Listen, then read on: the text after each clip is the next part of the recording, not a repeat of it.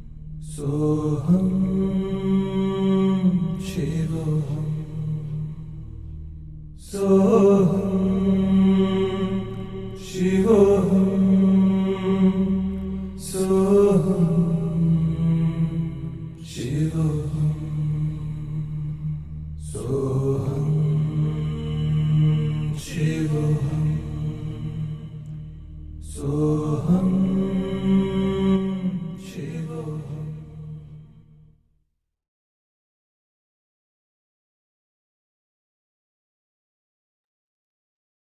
Just remain here for a moment,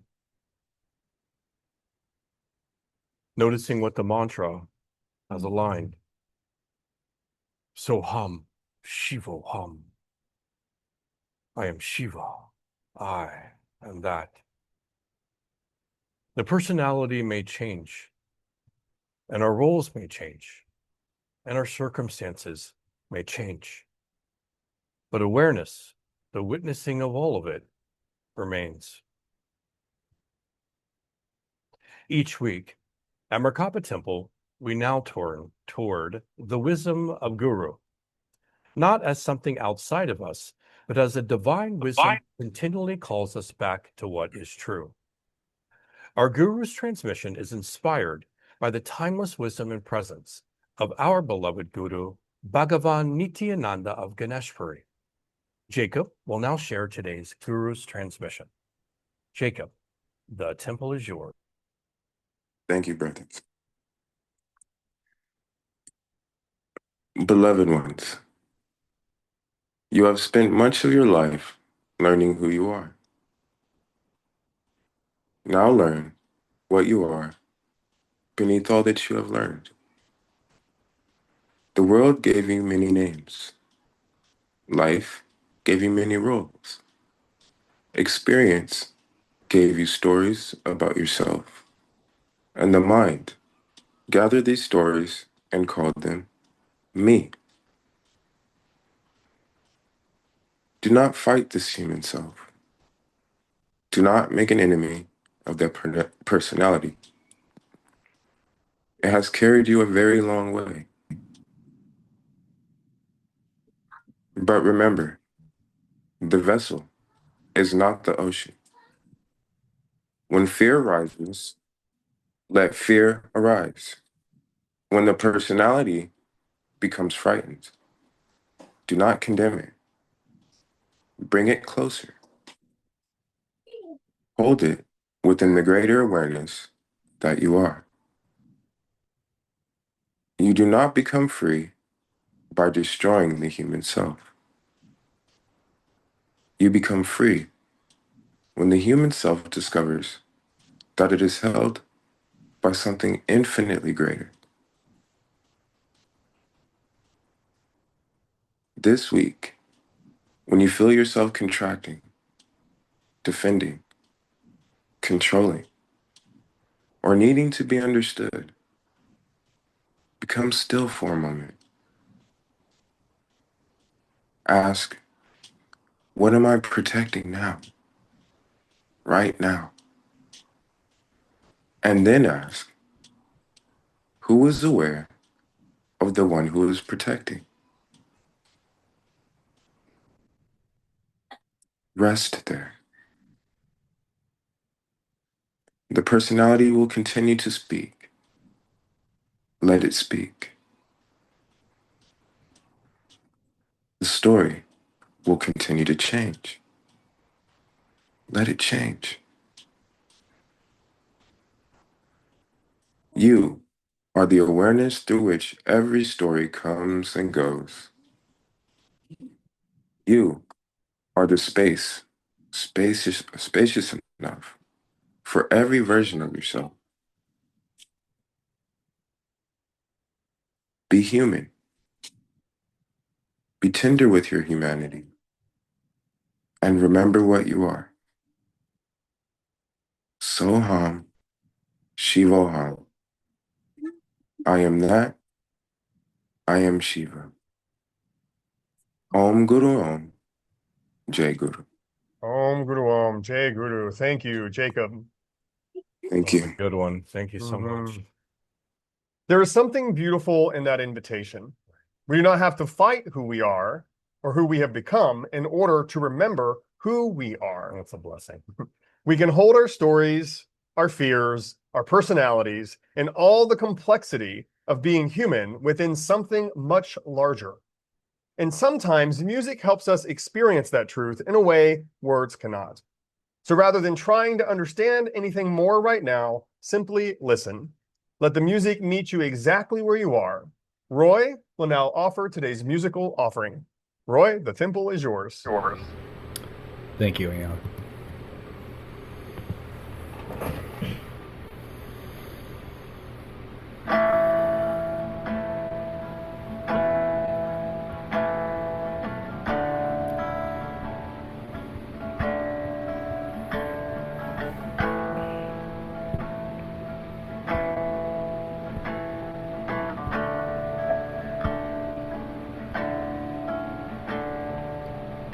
Poison oak, some boyhood bravery. When a telephone was a tin can on a string, and I fell asleep with you still talking to me. You said you weren't afraid to die.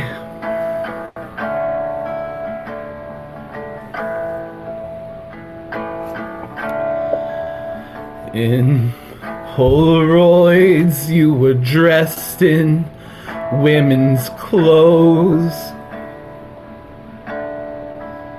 Were you made ashamed? Why'd you lock them in a drawer?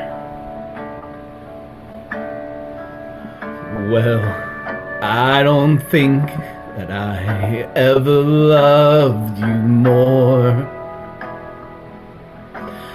than when you turned away, when you slammed the door, when you stole the car, drove towards Mexico, and you wrote bad checks just to fill your arm. I was young enough, I still believed in war.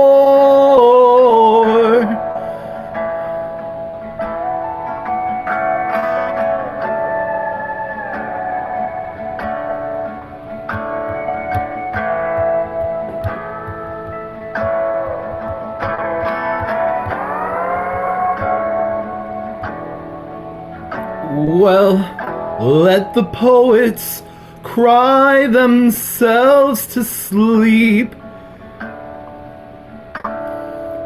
and all their tearful words would turn back into steam.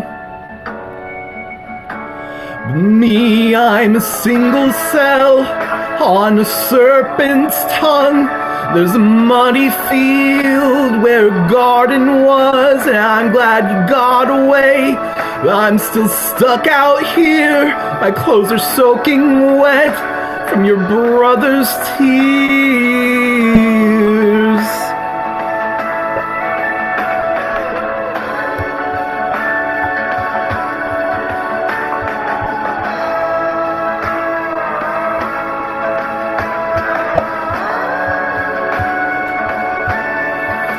And I never thought this life was possible. You're the yellow bird that I've been waiting for.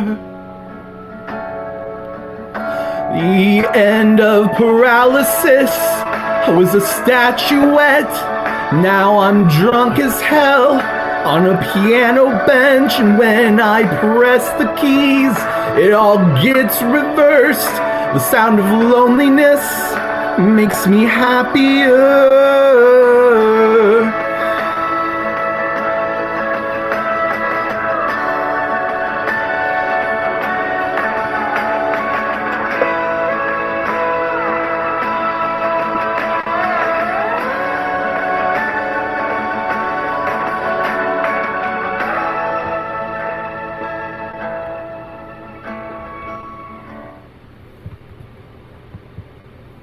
Oh, wow. Oh, wow, Roy. Amazing. Thank you so much. Thank you. Oh, so beautiful music. Oh, it opens my heart. Okay, everybody, now what we've been waiting for all morning. So we've been exploring a simple but profound invitation today to be fully human without believing that our humanity is the entirety of who we are. So today, Aeon is going to take us deeper into that exploration with the teaching that has been moving through him all week. It's about the personalities we develop, the identities we protect, and the awareness that remains present through every version of ourselves. And perhaps most importantly, it's an invitation to stop judging ourselves for still being human on the spiritual path. Today's teaching is called Awareness Beneath the Personality. My love, the temple is yours. Oh, thank you. You're welcome.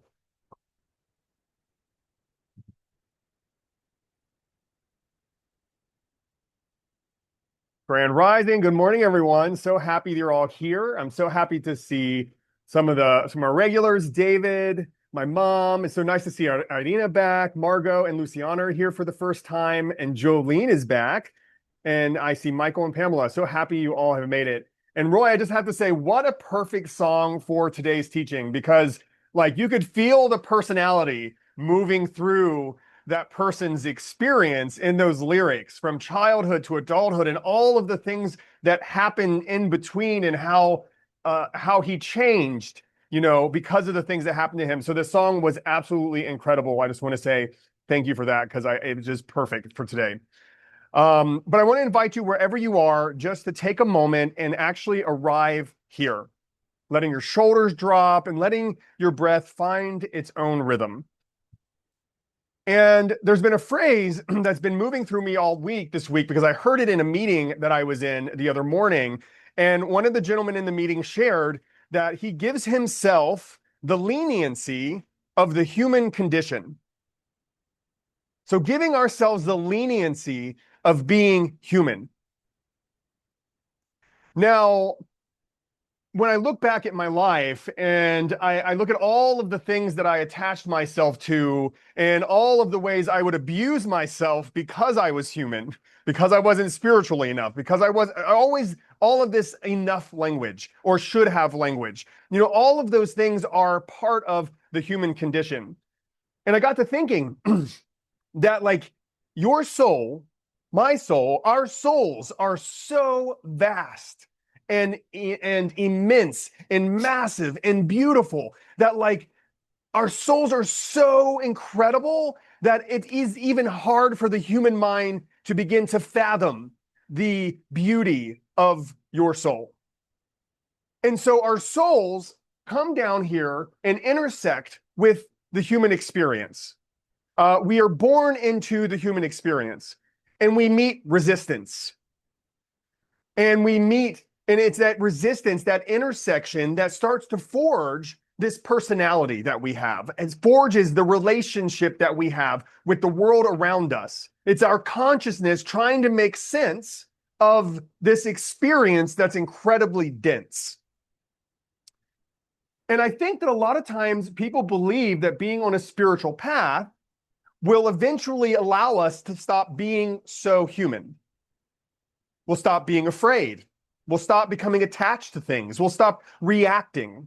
We'll stop feeling jealous, confused, uncertain, defensive, or hurt. And I'm telling you right now, I'm on a spiritual path and I still get jealous, confused, defensive, and hurt. We imagine spiritual maturity will lift us above the messiness of being a person. And then when our humanity inevitably shows up anyways, we start to think that we failed. What am I doing wrong? Am I not saying my devotion enough times? Am I not praying enough? Like, why can I escape the discomfort of being a human being having a spiritual experience, or a spiritual being having a human experience, however you want to look at it? We tell ourselves, I should know better than this. And shoulding gets messy. I've done too much work to feel this way. If I were truly awake, this wouldn't affect me. But awareness does not remove the human condition. Awareness gives us a compassionate place from which to experience the human condition. You're allowed to understand attachment and still feel yourself grasping. You're allowed to know you're more than your story and still get frightened when that story starts to change. You're allowed to have touched something eternal within yourself and still have moments when the temporary feels absolutely real and sometimes permanent. So the goal is not to transcend our humanity. The goal is to stop abandoning ourselves for having one. So I've been sitting with the possibility that the personality, like I said, is formed through the soul's confusion upon entering the earthly experience. Imagine consciousness, this vast ocean of possibility, open, sensitive, and receptive, suddenly encountering a world of conditions it does not have language for. Love is present, but sometimes love feels inconsistent. The people who care for us may also frighten us. We discover that some expressions of ourselves bring affection and others bring rejection.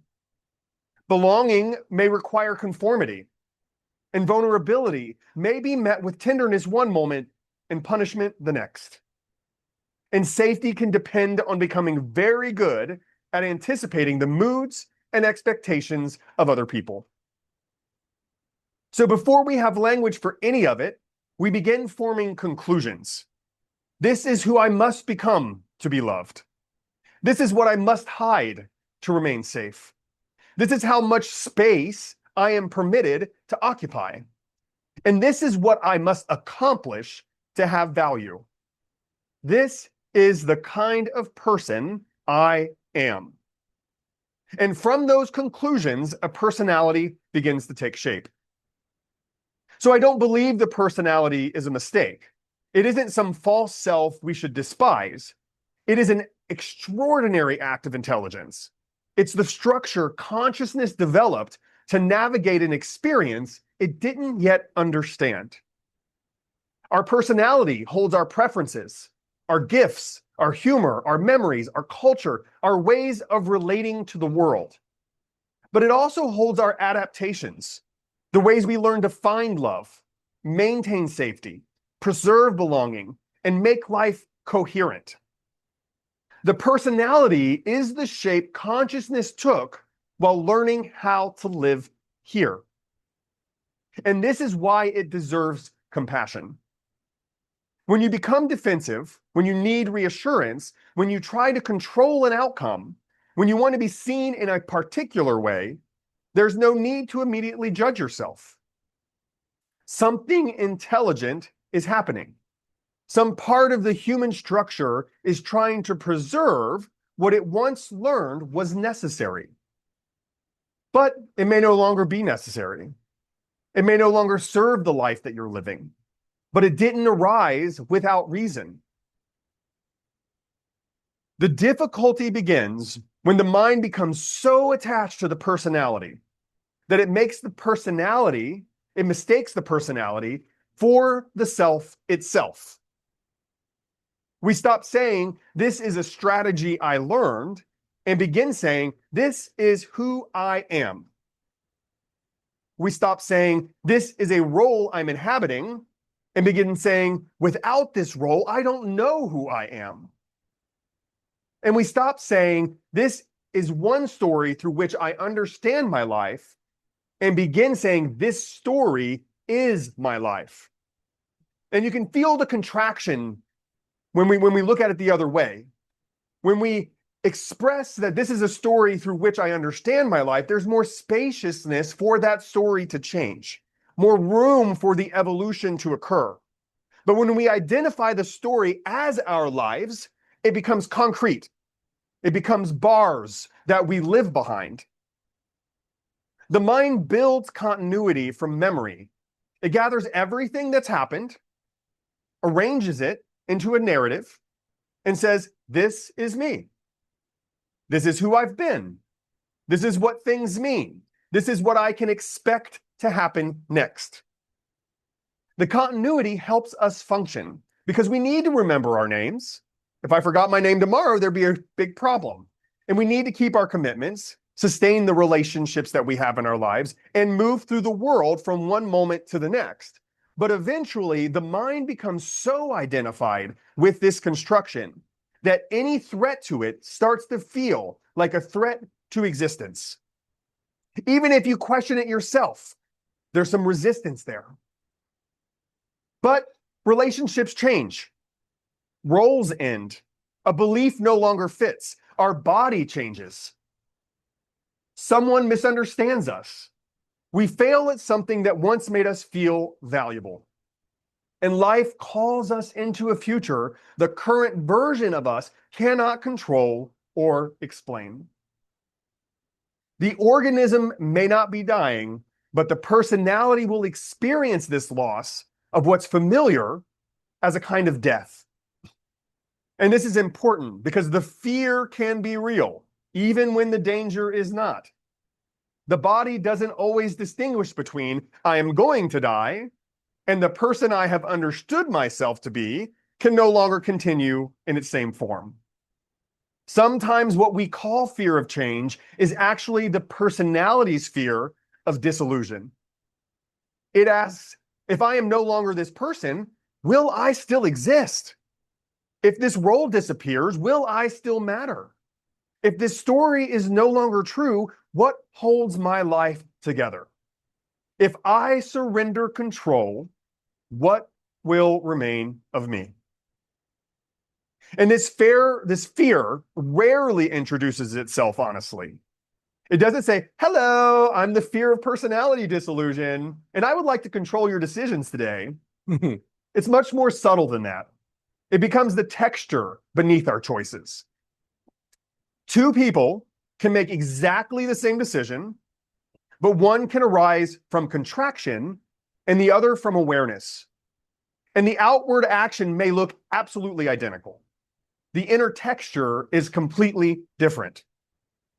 Personality identification carries pressure. There's often urgency, defensiveness, rehearsal, comparison, or a need to control how other people perceive us. Beneath the choice is nearly this invisible question: what must I do to preserve the person I believe myself to be? We may call something discernment when it is actually self-protection. We may call something authenticity when we're defending a familiar self-image. And we may insist we're honoring our truth when what we're really honoring is our history. We may stay in an unhealthy situation because leaving would mean admitting we are no longer the loyal person we imagined ourselves to be.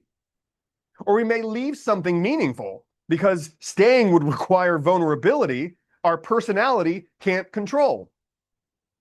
We may reject an opportunity because failure would threaten our identity as capable. We may compulsively pursue success because achievement has become evidence that we deserve to exist. Even spirituality can be recruited into personality preservation. We can become attached to being the awakened one, the healer, the teacher, the compassionate one, the person who is never angry, the person who has transcended desire. Good luck with that. Then life brings an experience that contradicts that identity. And instead of meeting it honestly, we suppress it and protect our spiritual self-image. The personality can make an identity out of no ego. That's how creative the mind is. So the question is not only what am I choosing? The deeper question is from what inner texture am I choosing it? Does this choice feel like a tightening around my identity that must be preserved? Am I trying to control this moment or what this moment will mean about me? Am I responding to what's actually happening or the anticipated death of a familiar version of myself? But awareness identification has a different texture. Not always peaceful, not always comfortable, not detached from the realities of human, but spacious. Awareness creates enough inner room for an experience to be present without letting that experience define the totality of who you are. Personality identification says, I am afraid, so I must eliminate the uncertainty or protect the identity that feels endangered. Awareness says, fear is here. Feel the difference there. I am afraid, taking ownership, saying that the fear is who you are. But when you say fear is here, you can move around it. You can see it from every angle. And it says, let me listen to what it's protecting without letting it become the sole author of my choice. Personality identification says, I am grieving and this loss has diminished me. Awareness says, grief is moving through me because I have loved. So when you see grief from a place of awareness, you recognize that it is a continuation of the experience of love.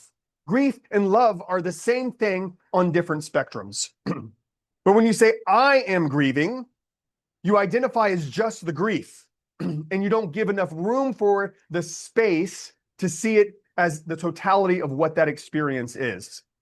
Awareness says, I can let it move without turning it in to the final definition of my life. Personality identification says, this person doesn't understand me, so I must explain, defend, or prove myself until they see me correctly. Awareness says, I know what's true within me. I can communicate clearly without making another person's interpretation responsible for my existence. See the difference? It gives space to allow others to have their experience. It gives space to not be right or wrong or correct, and recognize that each person, when they have an experience, it's real for them, just as your experience is real for you. Awareness doesn't make us passive. It doesn't mean having no preferences or boundaries or desires or convictions. It doesn't ask us to tolerate harm or pretend everything is acceptable. It simply means our boundaries are no longer have to prove who we are. Our preferences no longer have to become permanent identities. Our convictions can stay alive enough to meet new information. It's through awareness that evolution becomes possible, that the soul's journey continues to move forward and experience being human. We can say yes without possessing the outcome, and we can say no without turning the other person into an enemy.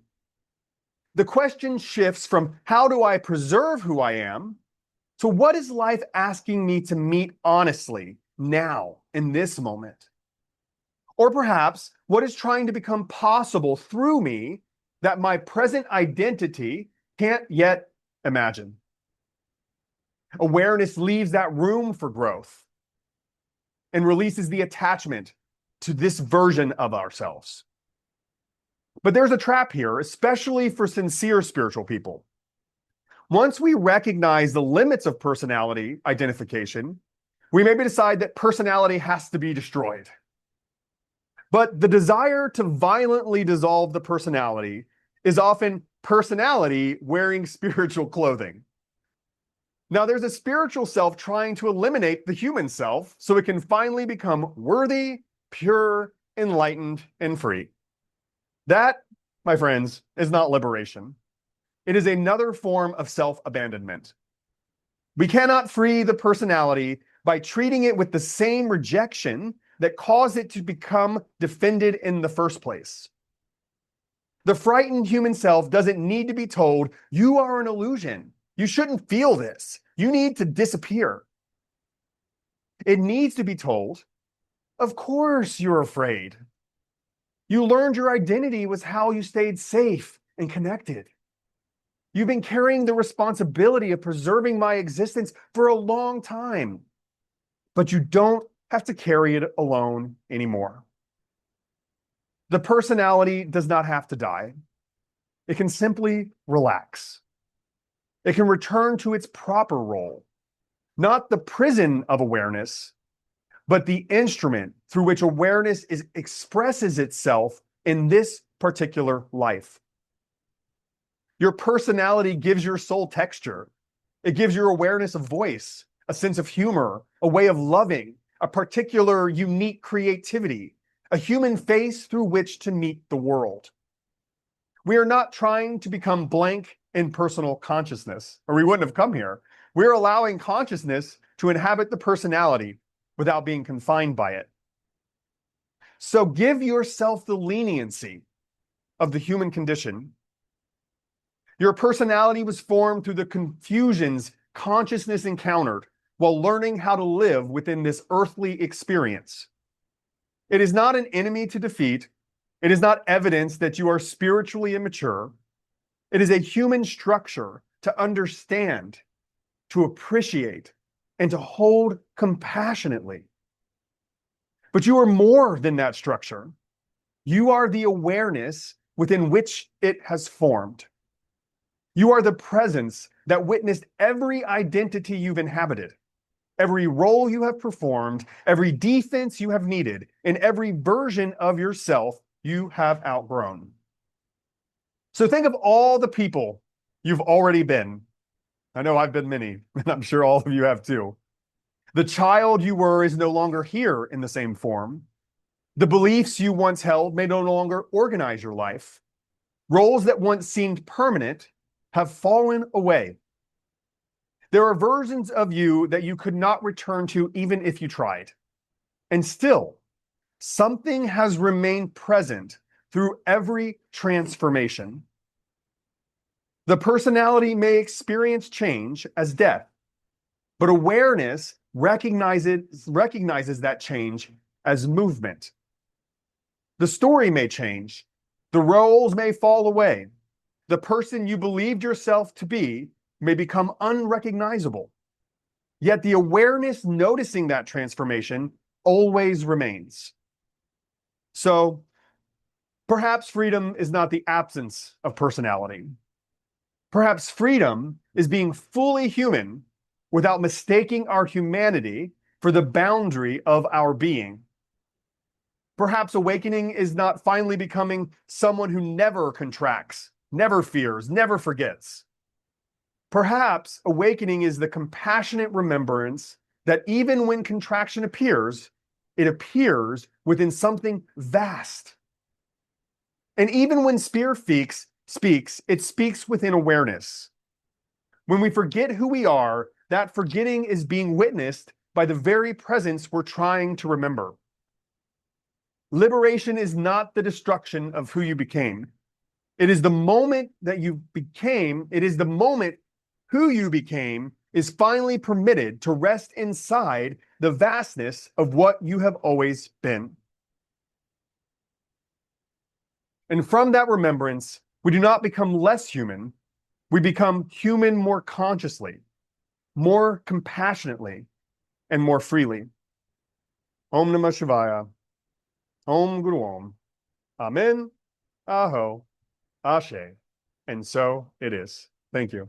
Christopher will now lead us in this morning's meditation.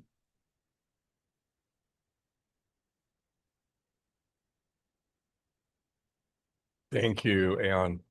What a beautiful teaching.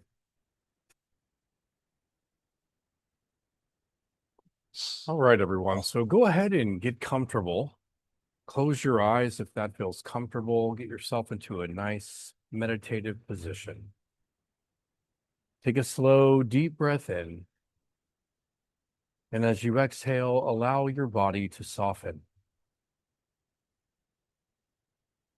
Take another breath. And let your shoulders drop. Relax your jaw. And allow yourself to become still.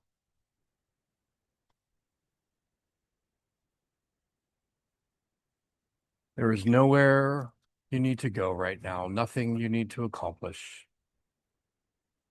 For these next few moments, simply be here.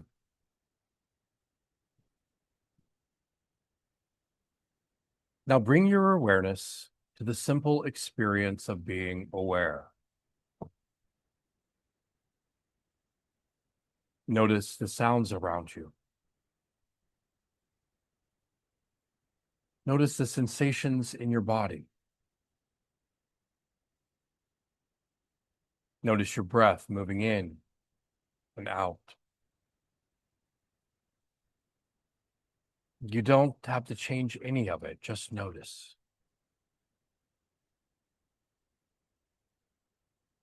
Now notice that thoughts are appearing.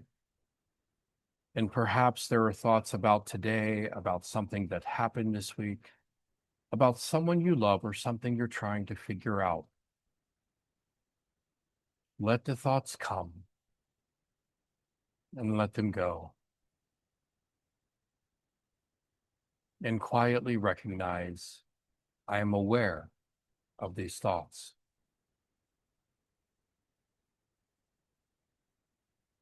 Now notice the awareness of your emotions. Peace, fear, sadness, joy, uncertainty, tenderness, perhaps several emotions at once. And you don't need to name them perfectly or make them disappear. Simply recognize, I am aware of my feelings.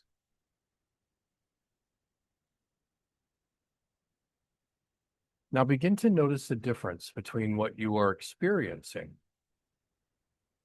and the awareness that is experiencing it. Thoughts change. Feelings change. The body changes. Circumstances change. And throughout all of it, awareness remains.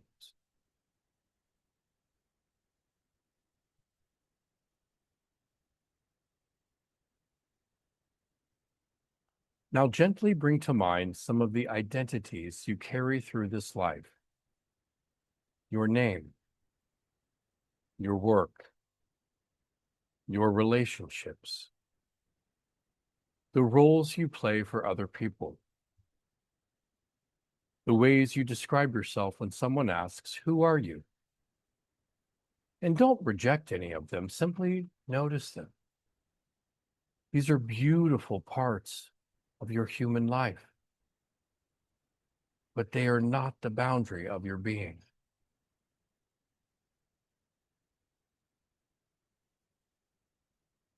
Imagine gently placing each of those identities down for just a moment, not to lose them or destroy them, but simply allowing yourself to rest beneath them. Who are you when there is nothing to prove? Nothing to perform? Who are you before the next thought tells you who you are? Rest here. No answer is necessary, just awareness. And if some part of you becomes uncomfortable, uncertain, or afraid, meet that part gently and silently say to yourself, you don't have to disappear. You don't have to change. You are welcome here too.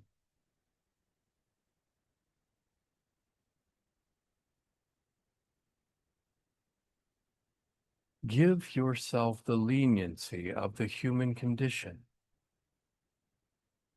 You are allowed to be unfinished. You are allowed to be afraid sometimes. You are allowed to forget. You are allowed to become attached. You are allowed to change. And none of it separates you from the awareness that you are.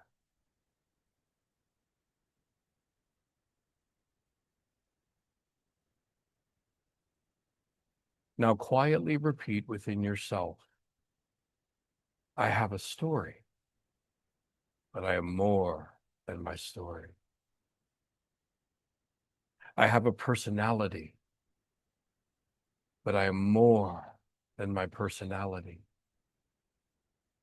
I experience fear, but fear does not define me. I can honor who I have been while allowing who I am becoming to emerge. And finally, Soham, Shivoham. I am that. I am Shiva.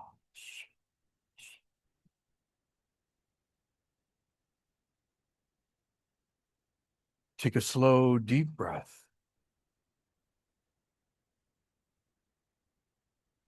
Feeling your body, the ground beneath you, the sounds around you. You don't need to leave your personality behind, and you don't need to become less human. Simply allow the human being that you are to rest inside the vastness of the awareness that has always been here. Take one final breath in.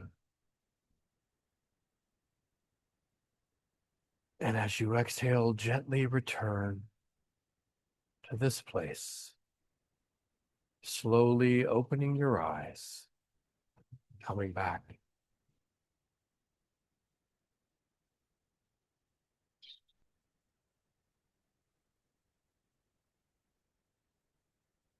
So many little Shivas. We're all full of Shivas. Shiva, Shiva, Shiva. All right. Welcome back, everyone. As we come out of meditation, we want to take a moment for our offering.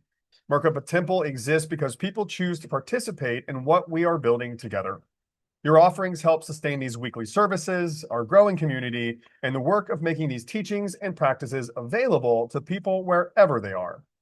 If this temple has supported you, helped you see something differently, or simply given you a place to come home to each week, we invite you to support the work in whatever way feels right for you.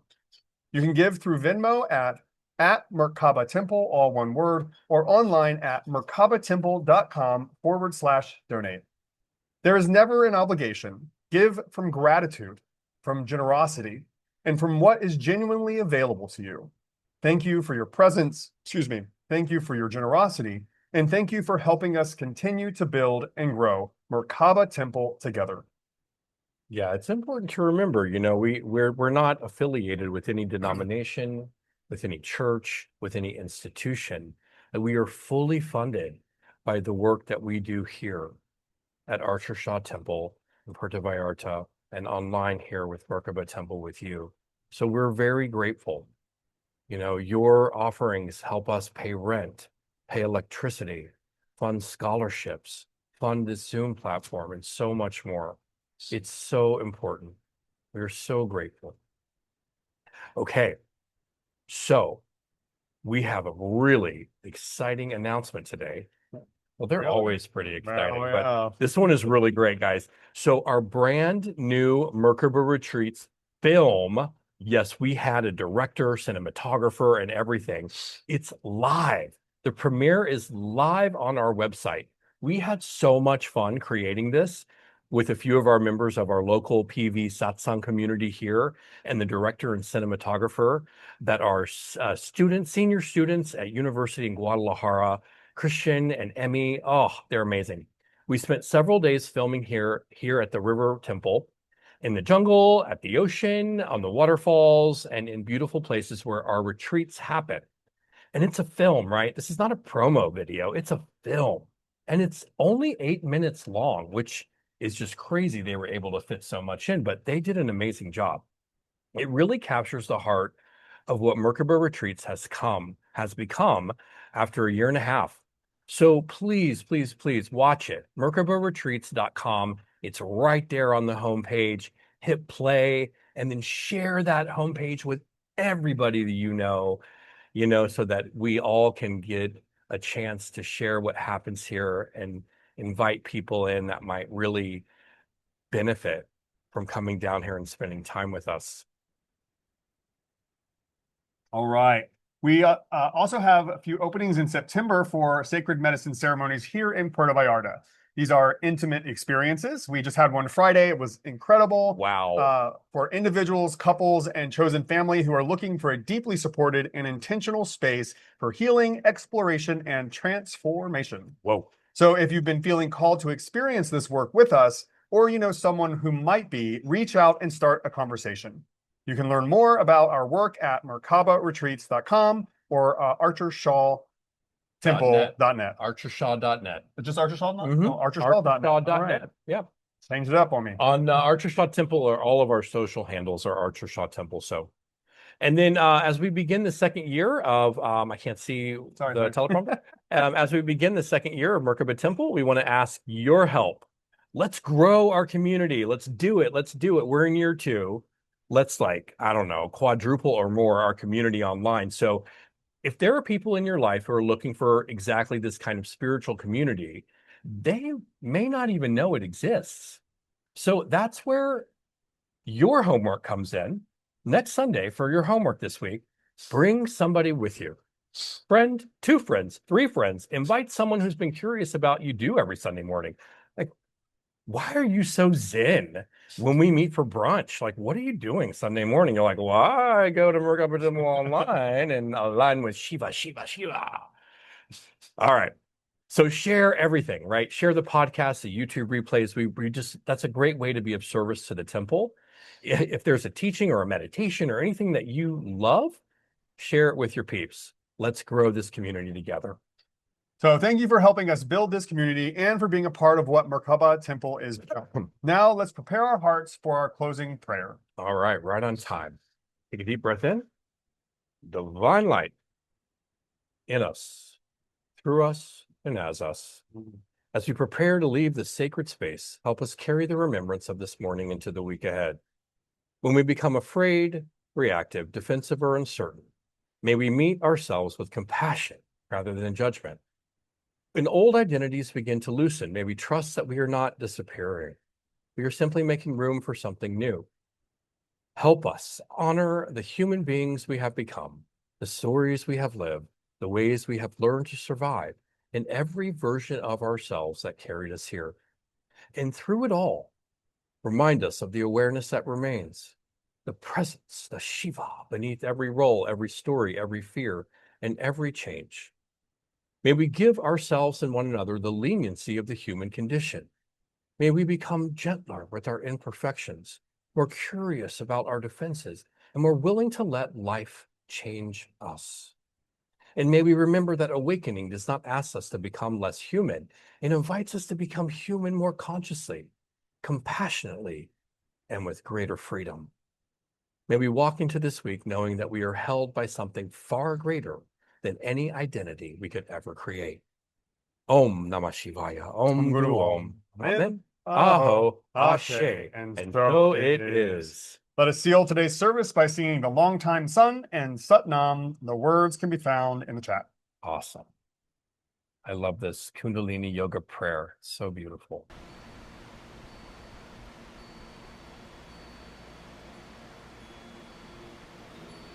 May long time sun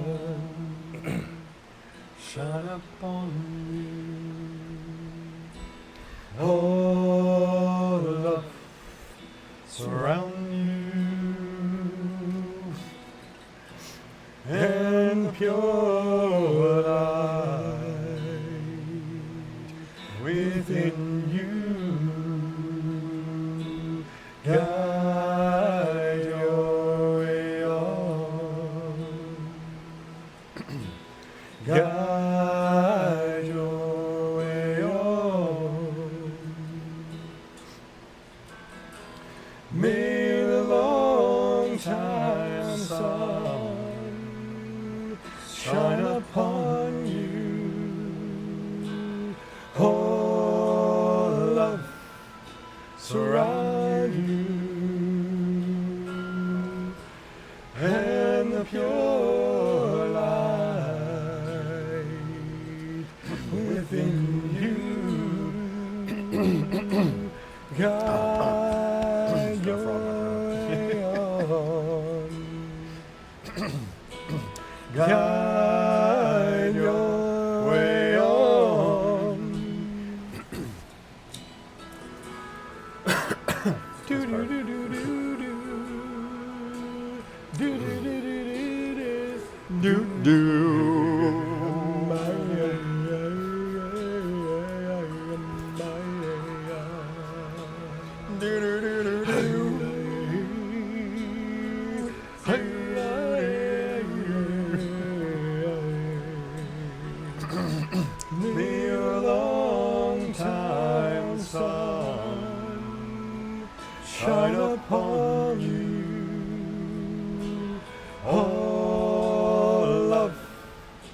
surround you, and the pure light within you guide your way on, guide your way on, guide your way on. Bringing the palms together to heart center, closing with Sat Nam, everybody.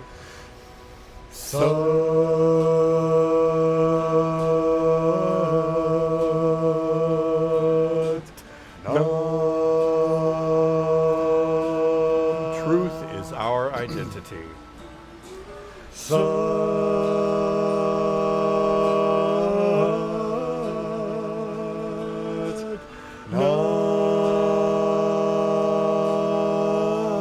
One more time.